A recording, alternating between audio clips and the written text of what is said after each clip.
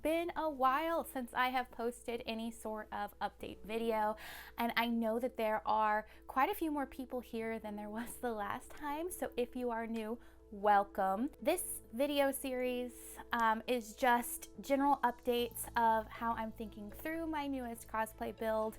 I typically record these in between my bigger walkthrough tutorial type videos, like the crinoline video I posted not too long ago, or the build book video I posted not too long ago. Those videos take a while, so I like to do these little updates to keep you updated on my current status of this build, as well as talk through some of the things I'm thinking about doing.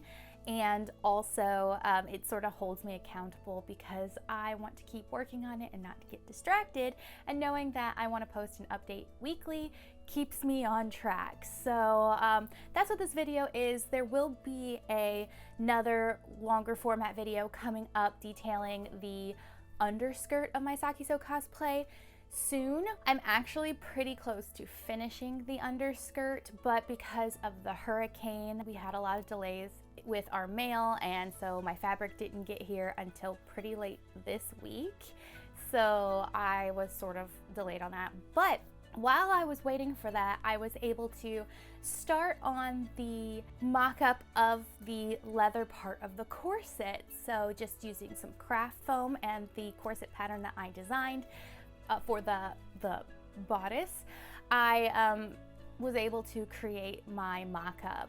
I did a lot of research and found out that foam in general is just really good for understanding how leather will lay, and I had to make some adjustments from my original pattern to make it work for a stiffer material. I also lengthened it a little bit so that the bottom of the bodice won't peek through the front of the leather. So my thought is that this will wrap mostly around the back of the bodice, but I'm not going to put in the last two panels. So it's not actually going to be like a corset. So when you look at the artwork, there's these little scalloped edges that really looks like it just buckles onto the side of the bodice.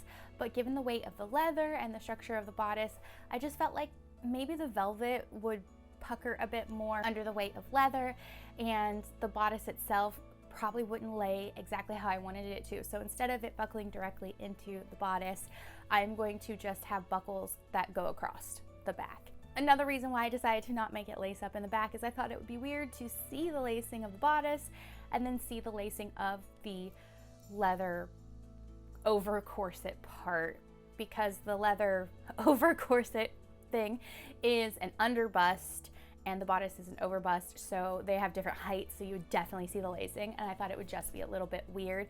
And the problem with leather is, like, I have one shot at it with my material. I don't want to try lacing to then redo it for a buckle. So I'm just going to move forward with the buckle in general and not even try the lacing. I did sew together my foam mock-up, which was kind of fun, so that I could understand how it would lay. And I think I will just use the heat from my body to mold the curves into the corset, because you can't iron the leather, or at least to my knowledge you can't iron the leather. I am not an expert, I just do things until they work out, so that's that. On top of it, I also created in my mock-up, I transferred it over to paper, and I have been very painstakingly detailing an accurate rendition of how I want the design on this to look. That way I know what each panel needs to look like. I am trying to be as thoughtful as possible, as mindful as possible with this, so that I can hopefully only create it once and not waste any leather. So I got pretty far with that, and I think I know exactly how it's going to work. I honestly think I could move on to working with the leather now if I wanted to, but my materials arrived, so I'm going to go back to the original plan and finish up the underskirt, which I was able to get the base of the underskirt sewn together. I tried a new fabric supplier, it's called Zeloff, I think, and I saw other cosplayers being sponsored by them, and I was like, I've never heard of them, maybe I'll give them a try. So I tried them, and I ordered crepe back satin. I didn't do a swatch with it because I wanted it to get here as fast as possible, and I figured it's the underskirt, so it really doesn't matter. So I ordered crepe back satin, and then I also ordered some additional swatches of like bridal satin and a few other types that I was thinking about testing out for the overskirt. So the overskirt panels that I'm working on, I am going to make those out of satin. I just thought that it would look nice to have like velvet on top, velvet on bottom, and like satin in the middle. I thought it would just be like a nice little contrast. However, I think that satin I ordered, the crepe back, is one of the worst satins I have ever had in my life.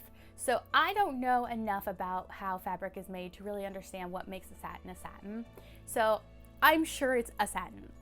I'm sure they follow whatever guideline it is to make it that, but it does not act like any satin I have ever experienced in my life. I don't have any other crepe back satin on hand with me right now, but I typically order, I think it's the Casa collection brand from Joann's. They have an excellent crepe back. I really like it. It has a nice texture to it. It's durable, it's thick, it's lovely. And this satin from this company, I don't know if it's, I don't think it's showing up, but it's kind of transparent. I can see through it. It has the kind of the crepe back texture. It looks fine, but the feel of this is so flimsy. It feels just extremely cheap. And on top of it, it frays like crazy. After I cut out my panels, I set them aside, came back to them a couple hours later, and they were like this badly frayed. It was just gross.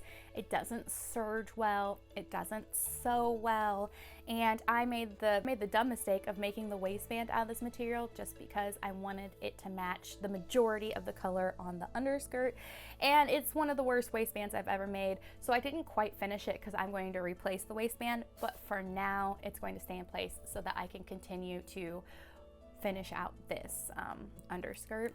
So I think I'll just do the waistband last, like update it last, but it was just gross. And then all the other samples that I got were just as bad quality. So I don't know if I chose bad fabric or if Zeloff just is not a good place to buy fabric from. But right now I am like, I can't recommend them as a supplier right now because it just was not a good experience. And even the bridal satin swatch that I ordered is not acting like bridal satin.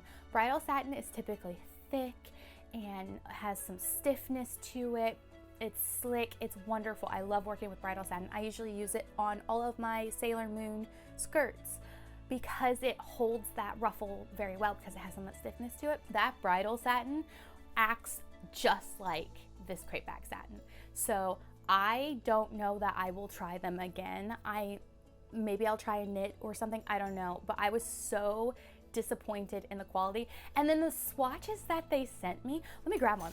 Perhaps I'm being a bit picky, but these are the swatches that I got. They're not pinked, they're not cut straight. They're just weird. Actually, here's some of the crepe back in a different color. You can see how it's just fraying. They're just like scraps of fabric, whereas Fabric Wholesale Direct comes on this lovely card, and it's a square, and they pink the edges. Mood Fabrics, it's a square, and they pink the edges. I don't know. I don't know, maybe I'm just being picky. They're just swatches. And honestly, like with this much fabric, I can do a lot with this. Like I can do a lot of tests on this, more than I can do on these. I don't know, something about the quality, it's not good. I'm not a fan. I am not a fan of this right now. So I'm actually gonna throw these away because they suck. Does that catch us all up? I think. So yeah, so anyway, so I have the main part of the underskirt made. I have the entire ruffle made. The only thing I have left to do, well, I have two things left to do. One is I need to do the gathered red part in velvet, which I'm sort of struggling with how I want to do that. But I think what I'm going to have to do is cut like kind of like a circle skirt so that it lays correctly. And then I need to do the honeycomb Oh my gosh, I can't think of the word, but like this pucker thing in the front. Why is this word escaping me? All I think of is scalloping, and that is absolutely not smocking. Smocking. I need to do the honeycomb smocking in the front, and then I can assemble it. I did wind up deciding to do the cream ruffle all the way around the underskirt, and then I'm going to put the velvet gathered part on top and the honeycomb. That way, if it moves and you can see a little under the dress, what you wind up seeing is the ruffle and not my feet. So that's where we're at with the underskirt. I have the mock-up for my leather corset ready to go. I also designed the embroidery for the skirt panels and mocked up the skirt panels. So I was actually like really productive in my time away from, or in my time waiting for A, the hurricane to hit, and B, for my fabric to get here. So I have the panels mocked up, ready to go. There's going to be 7 panels in the overskirt. They're a bit wider than they are in the artwork, but that's kind of just how it worked proportionally with my body and the width of the skirt.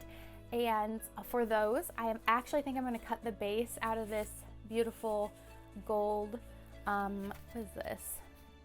Ramie fabric from Mood. And then I will cut the red panel that goes on top of it out of like a red satin.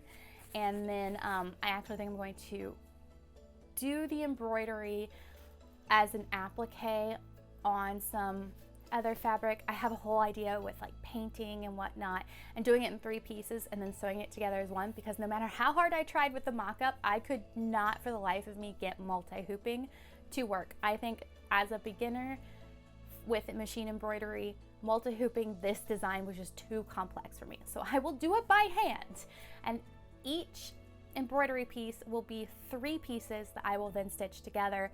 So I'll have to do that for 7 different panels. So that's going to be a bit of work, but I think it will be worth it. Oh, and then one other thing for the satin for those over panels, I have been struggling to find a satin that looks as rich in color as the velvet. I just can't find it, and I think that's just because that's the nature of velvet. That's why I had those other swatches from Zelif fabrics.